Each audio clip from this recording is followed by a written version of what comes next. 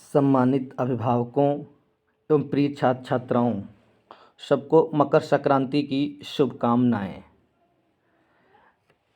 कक्षा 10-12 की बोर्ड परीक्षा में बैठने वाले सभी छात्र छात्राओं को सूचना मिल चुका होगा, सबको पता हो चुका होगा कि उनका बोर्ड परीक्षा का टाइम टेबल, डेट शीट जारी हो गया है और परीक्षाएं 16 फरवरी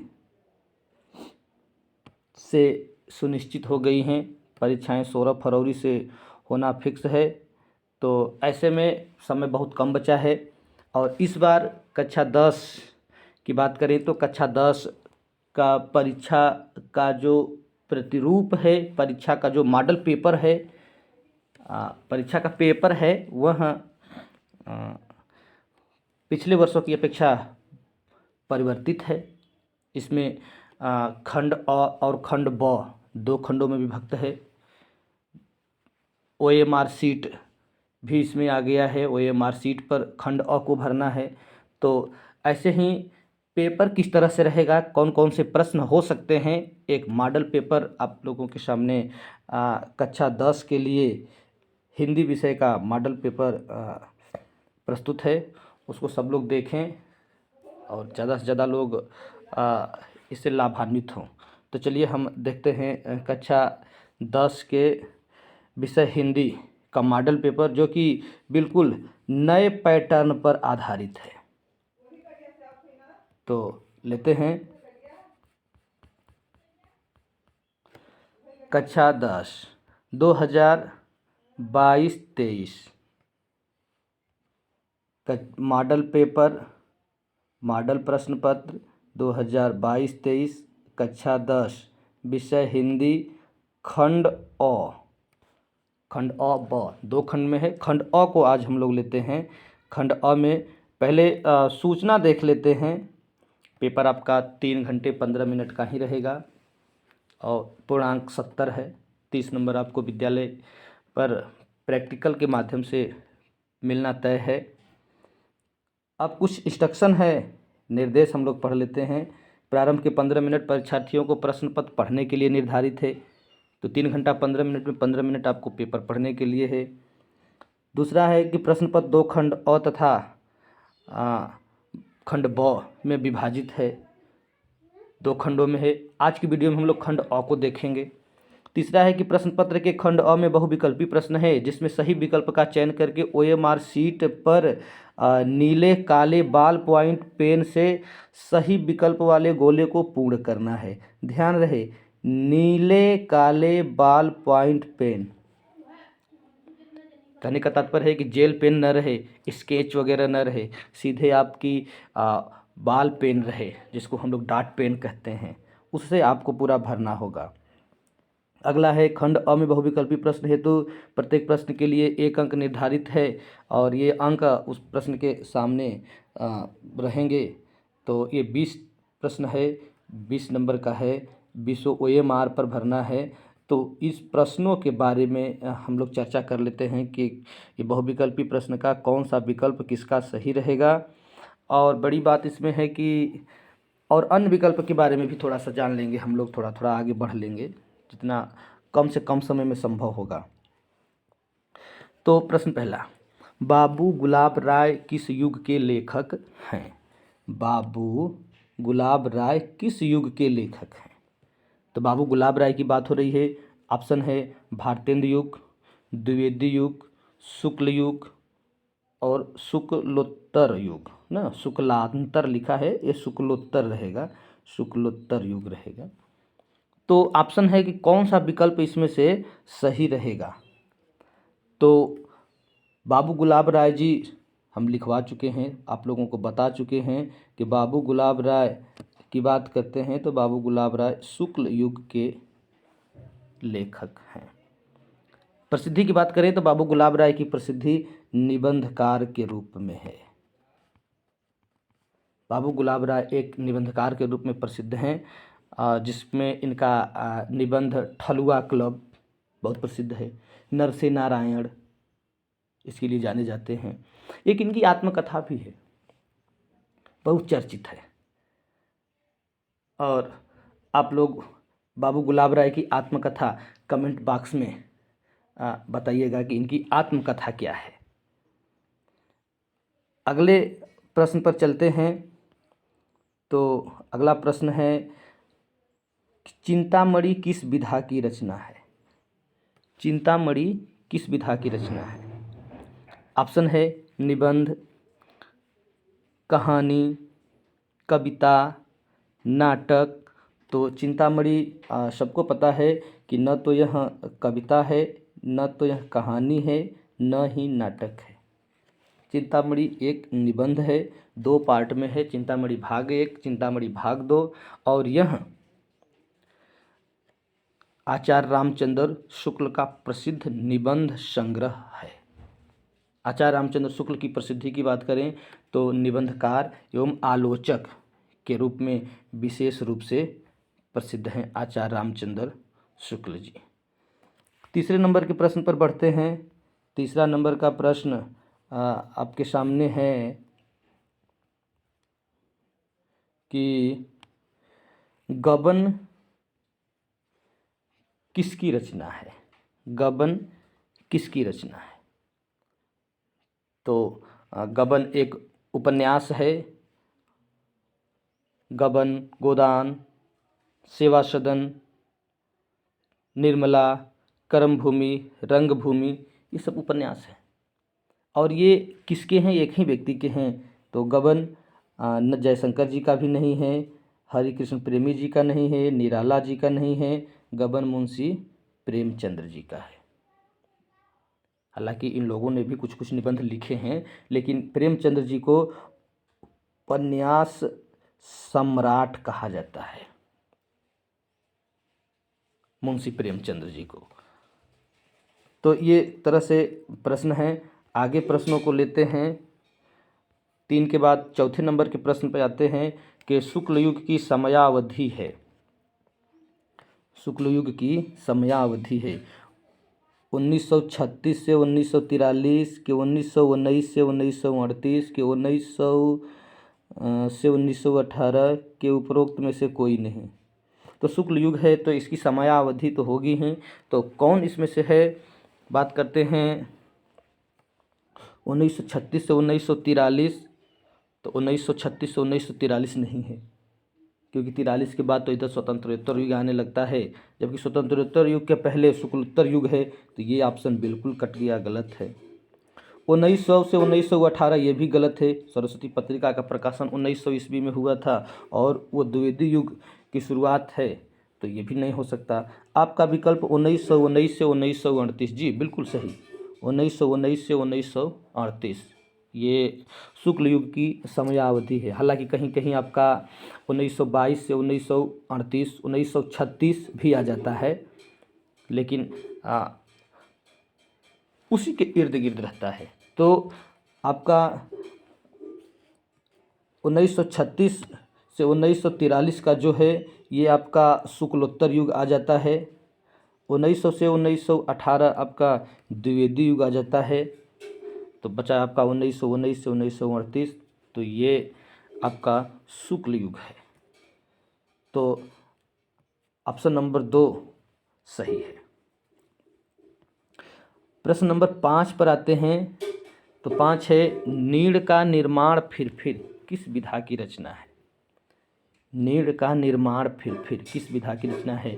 ध्यान रहे कि ये 20 नंबर के जो बहुविकल्पी प्रश्न है खंड अ में 10 नंबर आपके हिंदी साहित्य के इतिहास से रहेगा। ऊपर के 5 आपके हिंदी गद्य साहित्य के इतिहास से रहेंगे।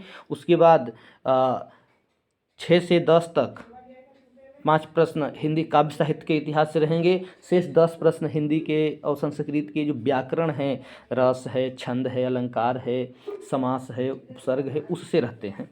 तो ये 10 नंबर तो फिक्स है। 5वें में है, ये भी हिंदी गद्य के विकास से ही है, नीड़ का निर्माण फिर ये किस विधा की रचना है? तो नीड़ का निर्माण फिर की बात करते हैं तो नीड़ का निर्माण फिर ये जीवनी नहीं है, साक्षात्कार या भेंट वार्ता भी नहीं है, रेखा चित्र भी नहीं है। नीड़ का निर्माण फिर यह आत्मकथा है, और यह आत्मकथा बच्चन जी की है। हरिवंश राय बच्चन जी की है। हरिवंश राय बच्चन जी की बात करूं तो नीड़ का निर्माण, फिर आत्मकथा, क्या भूलूं क्या याद करूं, यह भी उन्हीं की आत्मकथा है। तो प्रश्न नंबर 6 पे आते हैं। अब ये हिंदी काव्य साहित्य का इतिहास पे हम लोग आ रहे हैं। प्रश्न नंबर 6 में है, प्रिय प्रवास किस युग की रचना है? प्रिय प्रवास किस युग की रचना है? तो प्रिय प्रवास की पहले बात कर लेते हैं कि ये द्विवेदी युग की है, कि भारतेंद्र युग की है, कि प्रगतिवाद युग की है, कि छायावाद युग की है। तो प्रिय प्रवास रचना ये द्विवेदी युग की है, क्योंकि प्रिय प्रवास रचना के रचयिता अयोध्या सिंह उपाध्याय हरिऔध जी हैं। हरिऔध जी हैं। तो हरिऔध जी द्विवेदी युग के लेखक हैं, और हरिऔध जी के बारे में पिछली वीडियो में बताए थे कि हरिऔध जी द्विवेदी युग के एक प्रसिद्ध कवि हैं। इनकी रचना जो प्रिय प्रवास है, इसे हिंदी खड़ी बोली का प्रथम महाकाव्य भी कहते हैं। प्रिय प्रवास हिंदी खड़ी बोली का ये प्रथम महाकाव्य है। खड़ी बोली का, ध्यान रहे, हिंदी खड़ी बोली का प्रथम महाकाव्य है।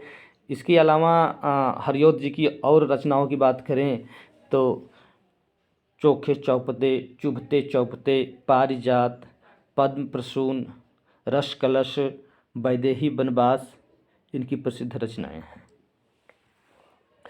अब आगे बढ़ते हैं प्रश्न नंबर 7 पर, भी हिंदी काव्य साहित्य के इतिहास से है। और मधुशाला किसकी रचना है? ध्यान हो, अभी ऊपर हम लोग हरिवंश राय बच्चन जी को देखे थे, जिसमें था नीड़ का निर्माण, फिर वो गद्य की थे, गद्य में था। अब यहाँ पद पर है कि मधुशाला किसकी रचना है? तो मधुशाला भी हरिवंश राय बच्चन जी की रचना है। हरिवंश राय बच्चन जी हलावादी कवि हैं। हरिवंश राय बच्चन जी की अन्य रचनाओं में मधुशाला के साथ मधुबाला, मधुकलश, ये प्रसिद्ध काव्य रचनाएं हैं। आगे लेते हैं, भारत भारती किसकी रचना है? तो भारत भारती किसकी रचना है? भारत भारती बहुत ही क्रांतिकारी रचना है। भारत भारती रचना को अंग्रेजों ने एक बार प्रतिबंधित भी कर दिया था, रोक लगा दिया था प्रकाशन में। तो भारत भारती रचना मैथिली शरण गुप्त। एक ट्रिक भी आप बताए थे, गुप्त ने किया जयद्रथ वध, भंग हो गई भारत भारती, साकेत यशोधरा, द्वापर भारत, विष्णु प्रिया व पंचवटी। मैथिली शरण गुप्त जी। मैथिली शरण गुप्त जी की बात करें तो मैथिली शरण गुप्त जी एक क्रांतिकारी कवि हैं, और इनका सबसे बड़ा ग्रंथ साकेत है, जिसे खड़ी बोली का रामायण भी कहते हैं। यह राम कथा पर आधारित है। इसका उपजीव्य ग्रंथ वाल्मीकि रामायण है। भारत भारती के अलावा इनकी अन्य रचनाओं में ले लें तो रंग में भंग है, विष्णु प्रिया है, पंचवटी है, जयद्रथ वध, यशोधरा, द्वापर, जय भारत, भारत, इनकी रचनाएं हैं। ये द्विवेदी युग के प्रसिद्ध कवि हैं। ध्यान रहे, मैथिली शरण गुप्त, नहीं कि सियाराम शरण गुप्त। सियाराम शरण गुप्त हालांकि इनके ही छोटे भाई हैं, और जूनियर में आप लोग पढ़े हैं कि एक काकी कहानी, ये काकी कहानी के लेखक हैं सियाराम शरण गुप्त जी। आगे बढ़ते हैं, आधुनिक काल कब से कब तक है? आधुनिक काल का समयावधि पूछ रहा है, आधुनिक काल की समयावधि। तो कब से कब तक, ध्यान रहे। तो आधुनिक काल को ऊपर अगर भूल भी जा रहे हैं तो नीचे वाला याद रहता है कि आधुनिक काल का समयावधि अब तक, आज तक। तो अब तक तो विकल्प यही मिल रहा है, आप आराम से कर लेंगे और अपने नॉलेज को भी जांच सकते हैं। 1843 से अब तक कि 1643 ईस्वी से 1843, ये तो हो नहीं सकता, क्योंकि ये रीतिकाल हो गया। 1918 से 1936 तक नहीं, ये आधुनिक काल के अंतर्गत आ जाएगा। शुक्ल युग, ये भी नहीं हो सकता। 1936 से 1943 शुक्लोत्तर युग आ जाएगा, ये भी नहीं हो सकता। सीधे आधुनिक काल कह रहा है, तो आधुनिक काल का 1843 से अब तक का समय हो जाएगा आधुनिक काल। तो विकल्प आपका सही है 9वां का पहला। 10वां प्रश्न आ जाता है जो कि हिंदी के इतिहास का ये लास्ट प्रश्न रहेगा। मतीराम किस युग के लेखक हैं? मतीराम किस युग के लेखक हैं? आचार्य मतीराम किस युग के लेखक हैं? तो मतीराम की बात करते हैं तो आधुनिक काल के बिल्कुल नहीं, आदिकाल के बिल्कुल नहीं, भक्ति काल के बिल्कुल नहीं। मतीराम जी रीतिकाल के कवि हैं। रीतिकाल के रीति सिद्ध, रीतिबद्ध, रीति मुक्त, ये 3 काव्यधाराएं होती हैं।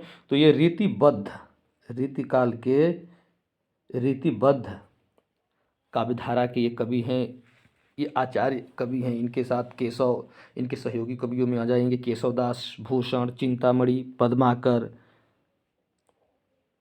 मतीराम जी की रचना की बात करते हैं तो रसराज, ललित ललाम और सतसई, जिसे मतीराम सतसई भी कह सकते हैं, इनकी रचनाएं हैं। तो इस तरह से 10 प्रश्न आगे आते हैं। जो और 10 प्रश्न हैं उसको लेते हैं। तो अब ये रस से आ जाता है।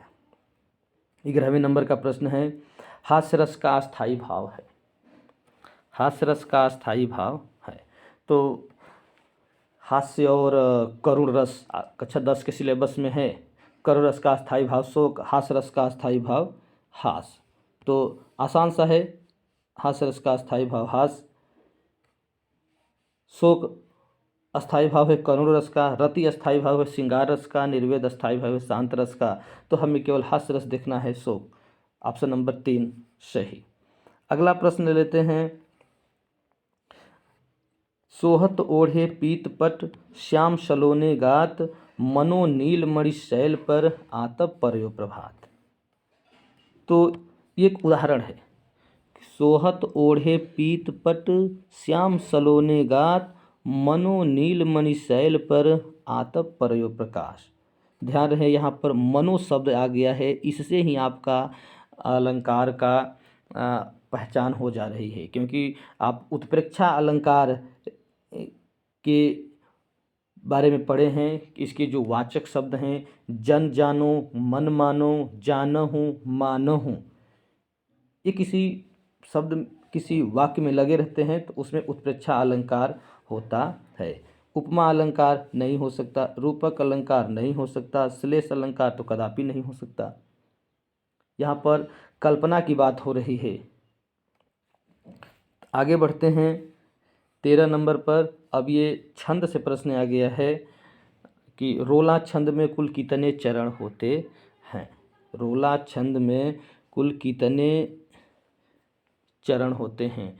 तो आप के हाई स्कूल के सिलेबस में कक्षा 9 में दोहा चौपाई पढ़े हैं, कक्षा 10 में रोला और सोरठा पढ़े हैं। हालांकि सोरठा तो दोहे का उल्टा ही होता है, उसमें भी 4 चरण ही होते हैं, और रोला में भी 4 चरण ही होते हैं।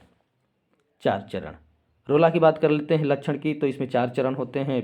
प्रत्येक चरणों में 24 मात्राएं होती हैं। 11 और 13 पर यति होती है। तो ये इस तरह से रोला हो जाता है। सोरठा भी आप में पूछ सकता है, तो सोरठा की बात करते हैं तो सोरठा में भी 4 चरण होते हैं। इसमें यह अर्धसमात्रिक छंद है, दोहे का उल्टा है। तो इसमें प्रथम और तृतीय में 11, द्वितीय और चतुर्थ में 13 मात्राएं होती हैं। तो ये रोला हो गया आपका 13 नंबर का। रोला छंद में कुल कितने? तो 4 कर लेंगे। प्रश्न नंबर 14 को लेते हैं। आकर्षण शब्द में किस उपसर्ग का प्रयोग किया गया है? आकर्षण शब्द में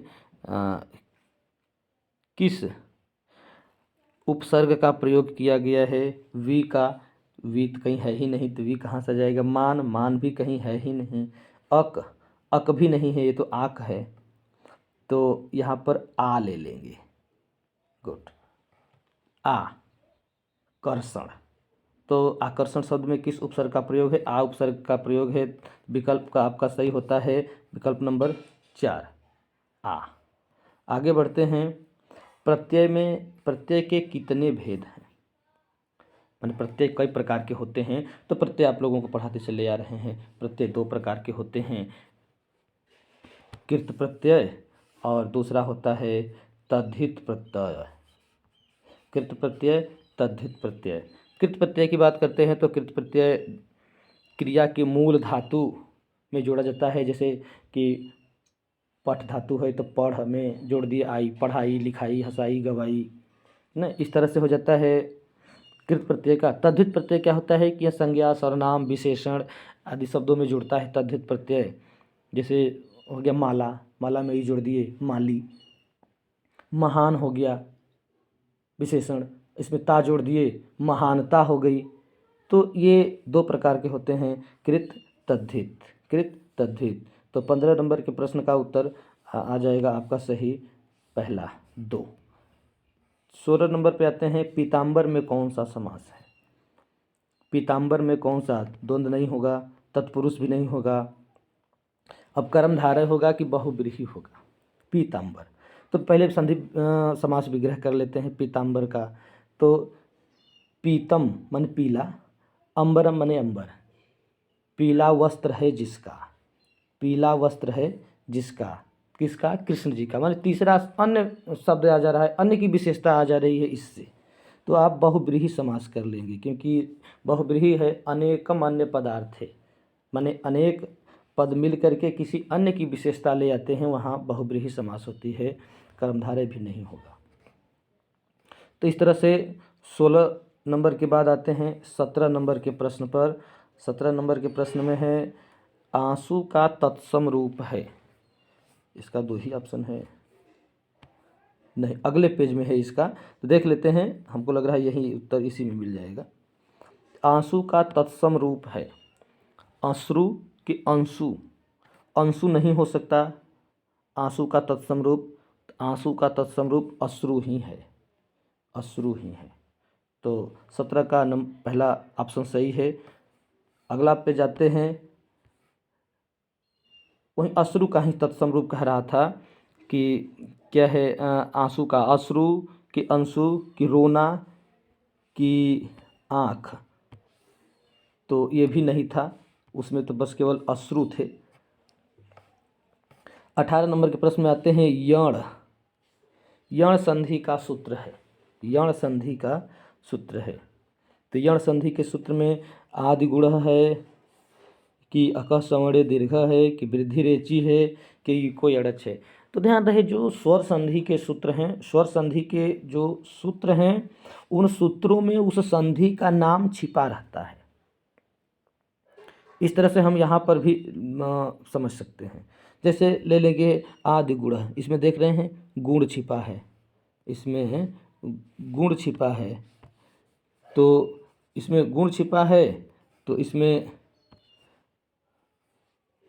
यहाँ देख रहे हैं गुण छिपा है, तो गुण संधि का ये सूत्र है। इसमें दीर्घ छिपा है, दीर्घ संधि का सूत्र है। इसमें वृद्धि छिपा है, तो वृद्धि संधि का सूत्र है। इसमें यण छिपा है, तो यण संधि का सूत्र है इको यड़च, इको यड़च, इको अड़च ले लेंगे 18 का। अगला लेंगे 19 नंबर के प्रश्न पर कि फलस्य शब्द का वचन एवं विभक्ति है। फलस्य शब्द का वचन एवं विभक्ति है, माने फलस्य ये फल का रूप है। फलस्य ये किस विभक्ति किस वचन में है? तो ध्यान रहे, जो ये फल है, फल नपुंसक लिंग में आता है, आकारांत है। और फल की बात करते हैं तो यह प्रथमा द्वितीय विभक्ति के बाद तृतीया से लेकर के संबोधन तक पुल्लिंग की तरह इसका रूप चलता है। तो जो फलस्य है, तो फलस्य फलयो फलानाम षष्ठी विभक्ति में चलता है। इसका अर्थ आ जाता है फल का, तो संबंध काके की वहाँ से भी इस तरह से निकाल सकते हैं। तो फलस्य है तो षष्ठी विभक्ति एक वचन में इसका रूप हो जाएगा षष्ठी एक वचन। हम ऑप्शन नंबर 1 इसका सही कर लेंगे। अगला 20वें नंबर का प्रश्न है कि अपठत जो धातु है, यह किस वचन और किस पुरुष का है? मतलब अपठत रूप किस पुरुष किस वचन का है अपठत? तो ये आज के लिए आज का लास्ट प्रश्न रहेगा अपठत। तो ये हो जाएगा अपठत, अपठताम, अपठन, अपठः, अपठतम, अपठत, अपठम, अपठाव, अपठाम। तो इसको ले लेंगे अपठत शब्द प्रथम पुरुष एक वचन, अपठत, क्योंकि अपठत, अपठताम, अपठन। ध्यान रहे अगर यहीं आपका अपठत होता, नीचे हलंत न होता, जैसे कि इसमें हलंत है, नीचे हलंत न होता तो आपका हो जाता मध्यम पुरुष बहुवचन का रूप हो जाता।